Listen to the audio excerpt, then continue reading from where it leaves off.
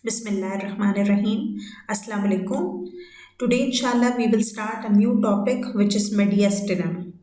I hope you know what is mediastinum or what is the area which is called mediastinum. The mediastinum is the area between the sternum anteriorly, the pleural cavities on each side, and vertebral column posteriorly. So it is the area which is bounded by three structures. Number one, sternum, which is anteriorly, two pleural cavities on each side, that is laterally, and vertebral column is posterior to the mediastinum. Though it is very thick, it is a movable partition that extends superiorly to the thoracic outlet. It will be extending superiorly to the thoracic outlet or the superior thoracic aperture and the root of the neck, and inferiorly it is bounded or it is limited to the diaphragm. See here, it extends to the diaphragm inferiorly. It extends anteriorly to the sternum and posteriorly to the vertebral column. So this is the area which I will explain again. The mediastinum is the area which is bounded anteriorly by the sternum, posteriorly by the vertebral column, inferiorly by the diaphragm, and superiorly by the root of the neck, or superiorly by the superior thoracic aperture or thoracic outlet, and it is bounded on each sides by two pleural cavities which are on right side and left side. So this is the area which is in the middle of the lungs.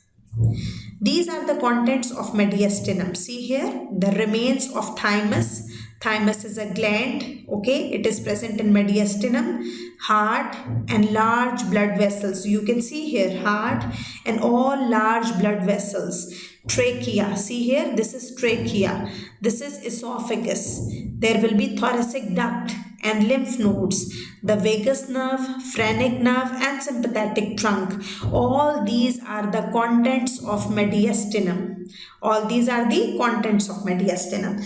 This is a very small topic, so I will revise it again and again. I hope that you understand and you learn by heart the boundaries of mediastinum. What are the boundaries? Anteriorly, it is bounded by sternum.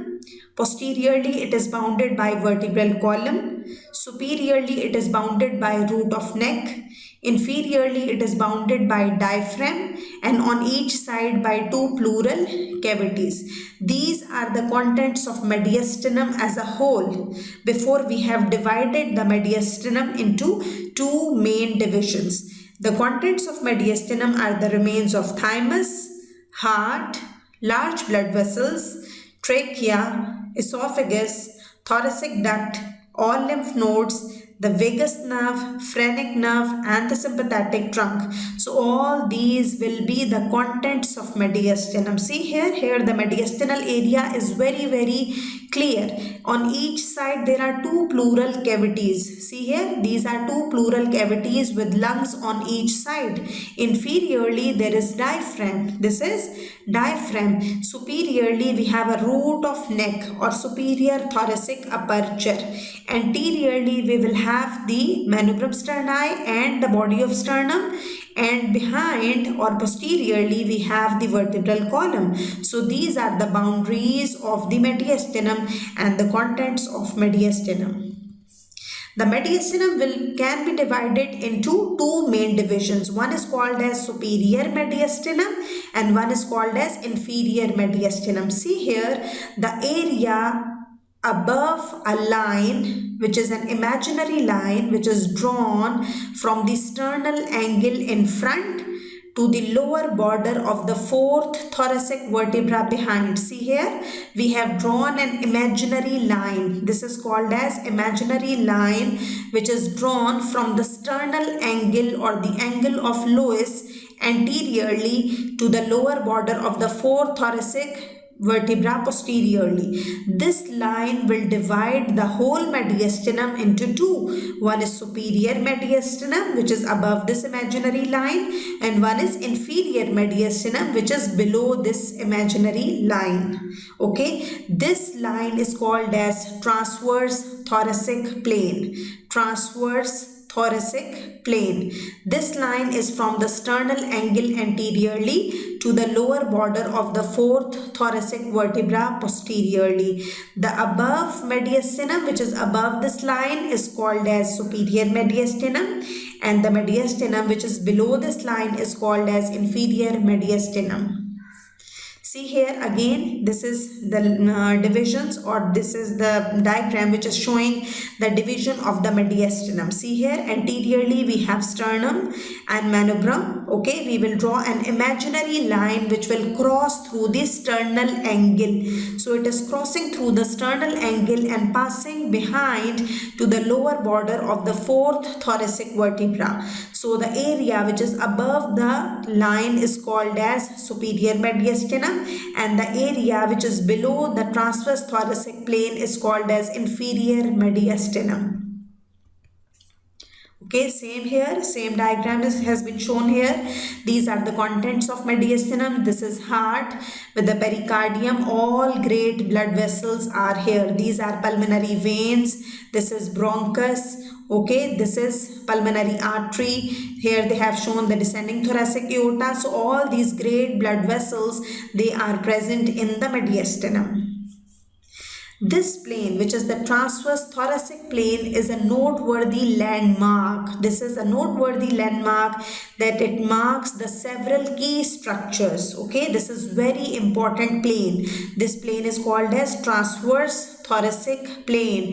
It will be from the sternal angle anteriorly to the lower border of the fourth thoracic vertebra posteriorly. There are several structures which are present at this line. Number one structure, joint between the manubrium and the body of the sternum. See here, the sternal angle or the angle of Lewis is also formed at the joint between the manubrium, which is above, and the body of the sternum, which is below.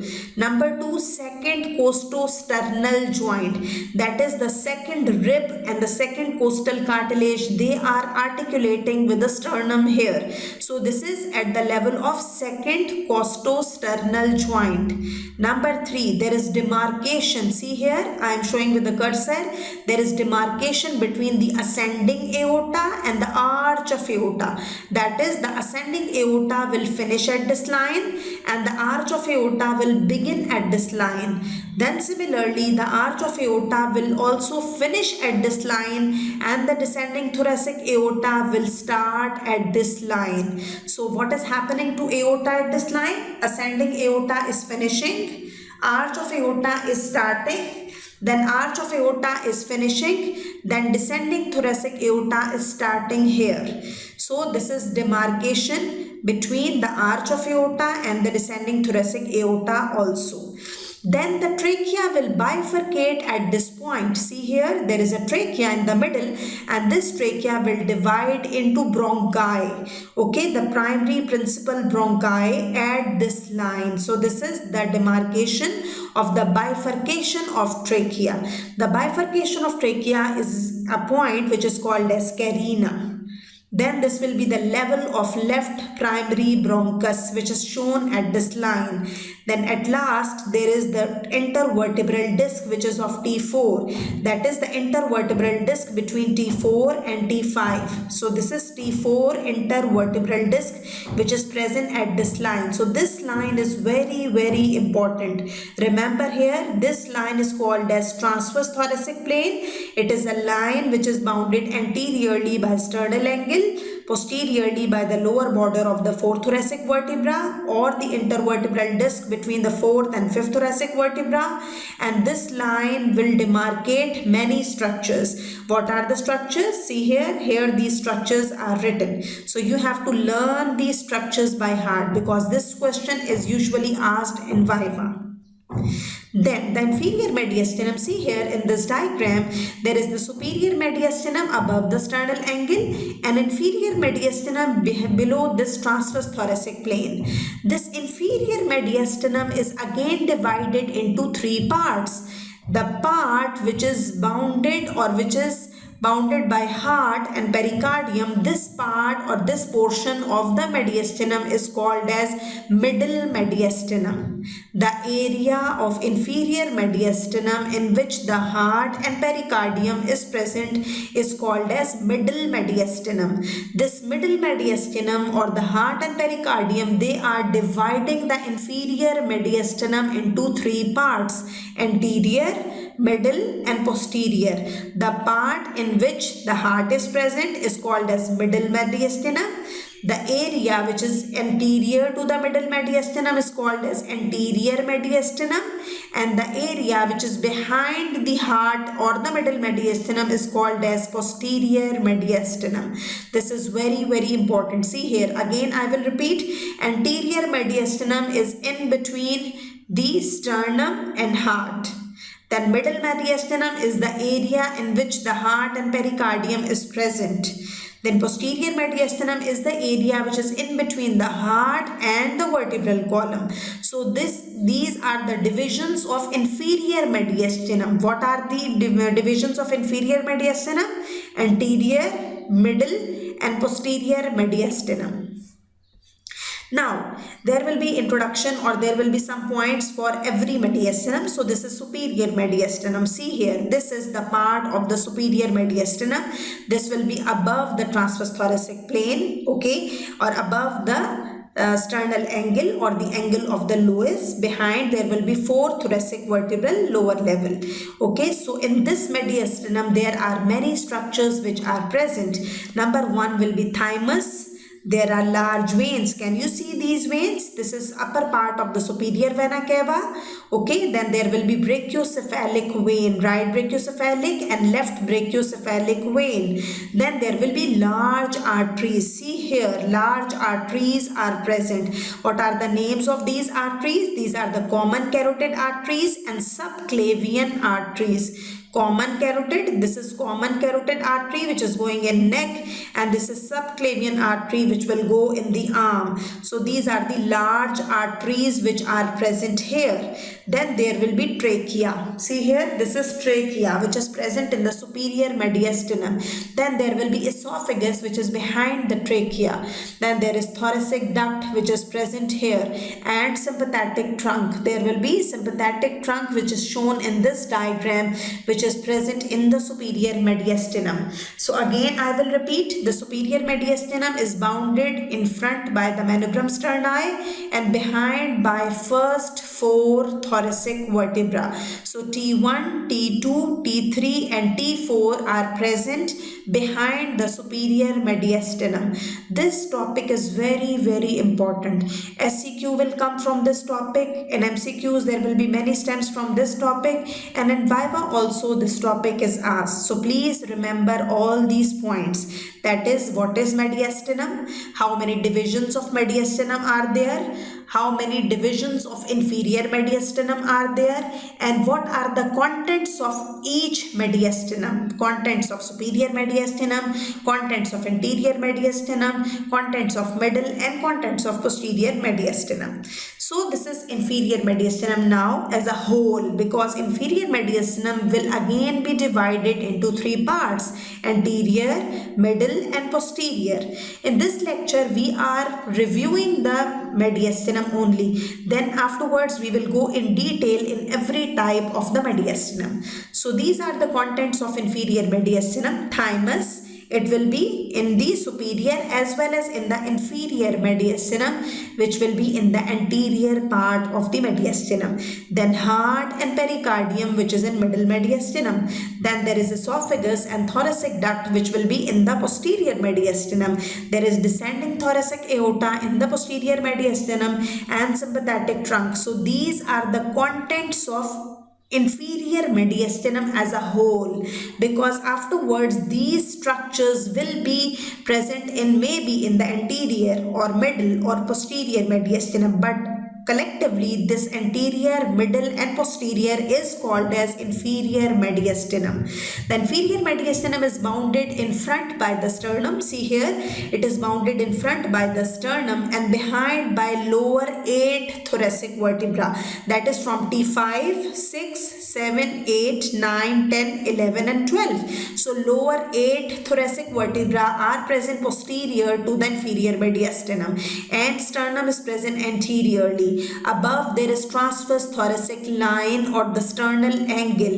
Below there is diaphragm. So these are the boundaries of inferior mediastinum and these are the contents of inferior mediastinum. Again, see here, this is one diagram which is taken at the level of superior thoracic aperture. See here, these are two lungs with a pleura on each side. This is the middle mediastinal area because here the heart and pericardium is present.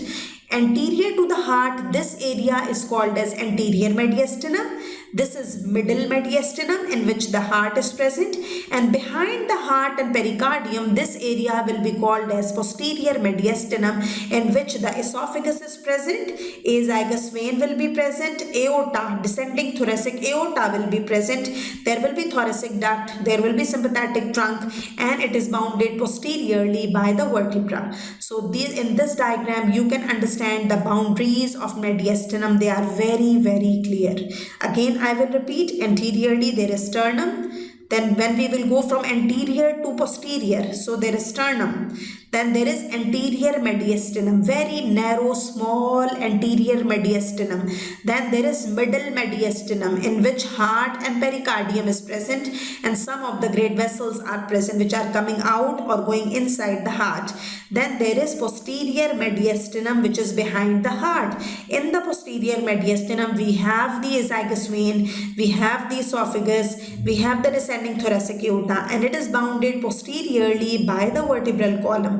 So these structures are very important. Again another diagram, see here, this is a diagram which is showing the manubrium sterni, the body of the sternum and the xiphoid process. These are the lines which are showing the boundaries of the mediastinum. A transverse thoracic plane is drawn from the sternal angle or the angle of the Lewis and it anteriorly and it will go behind to the lower border of T4 thoracic vertebra. Okay, and above there is the root of neck or the superior thoracic aperture. See here, the superior thoracic aperture is again an imaginary line which is drawn from the upper part of the manubrium sterni to the upper border of the first thoracic vertebra. So this is the line which is showing the superior thoracic aperture. The below line is showing the transverse thoracic plane. This mediastinum is called as superior mediastinum, and the mediastinum which is below this line which is bounded anteriorly by the body of the sternum, below by this transverse thoracic plane, posteriorly by the lower 8 thoracic vertebra and inferiorly by the diaphragm. This is called as inferior mediastinum. This inferior mediastinum is again divided into three by the middle mediastinum. The area of heart and pericardium is called as middle mediastinum. The area which is anterior to the middle mediastinum is called as anterior mediastinum, and the area which is behind the middle mediastinum is called as posterior mediastinum.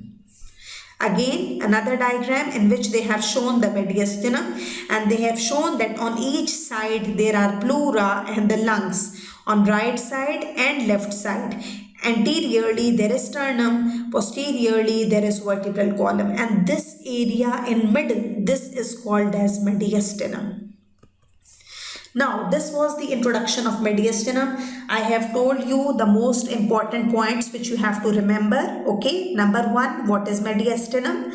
Number 2, how many divisions of mediastinum are there? Number 3, what are the boundaries of mediastinum? Number 4, what is the line or what is an imaginary line called which is dividing the mediastinum into superior and inferior mediastinum?